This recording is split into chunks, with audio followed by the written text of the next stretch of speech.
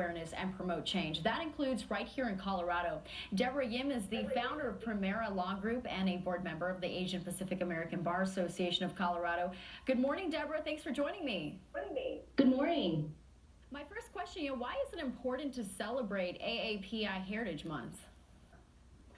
Well, there was a recent survey done of Americans asking American adults to name a well-known Asian American, and 42% could not name even one person.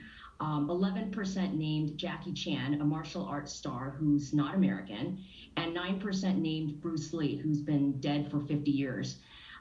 At a time when we have our first Asian American in the White House, this is really troubling. And even though Asians have been in the news more than ever this past year because of the rhetoric around China and COVID, calling it the China virus and Kung Flu, for example, hate crimes and racist attacks, even though we're the fastest growing ethnic group in the United States, the fact is that Asian Americans are still largely invisible. Asian Pacific American Heritage Month is so important, especially this year, because it's a time when the media, when the United States removes that cloak of invisibility somewhat and shows Asian Americans as real people, people with distinct and amazing achievements, culture, and history. It's a time when Americans can really see Asian Americans as not a monolith. We are made up of so many different nationalities, customs, culture, and foods. It's why Heritage Month is so important for us and empowering as Asian Americans. But I think the hope here is that people see us as Asian Americans and respect us beyond this 1 month in May and realize that we're people too and that we're part of American society.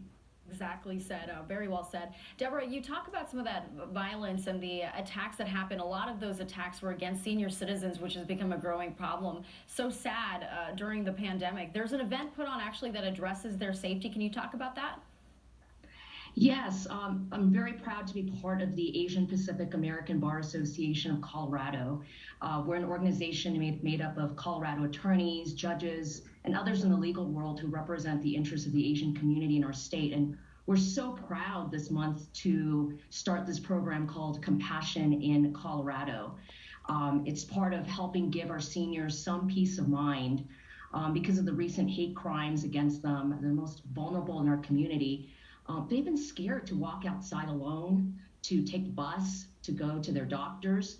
Compassion in Colorado is a program which pairs volunteers with seniors to accompany them on these trips and to give our seniors some peace of mind they need so they're not afraid to even walk outside, which is a basic right. And another thing too, hate and bullying at schools. Can you tell us more about a nonprofit that educates and empowers children?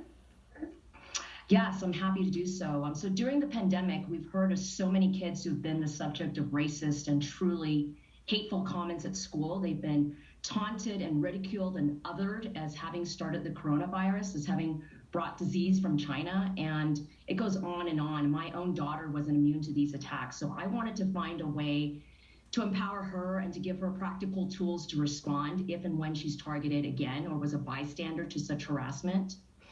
And we couldn't find any programs to provide this type of practical training for young kids. So my daughter and I decided that we wanted to do something about it. And we're launching this program called Kids Against Hate.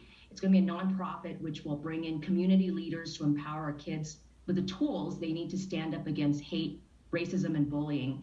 And as part of this program, we will also partner with high school and college students and partner them with elementary school students to serve as mentors as they embark on this journey of empowerment. I love what you're doing, Deborah. You and your daughter truly making change and starting the conversation. And like you said, I hope Heritage Month continues beyond this 1 month. Deborah Yim, thank you so much.